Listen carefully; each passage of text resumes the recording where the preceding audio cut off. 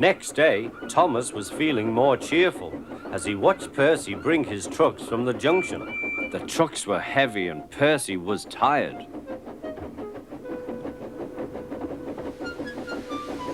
"Have a drink," said his driver, "then you'll feel better." The water column stood at the end of the siding with the unsafe buffers. Suddenly, Percy found that he couldn't stop.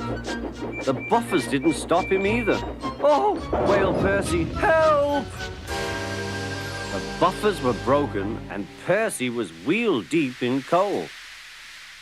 It was time for Thomas to leave. He had seen everything. "Now Percy has learned his lesson too," he chuckled to himself.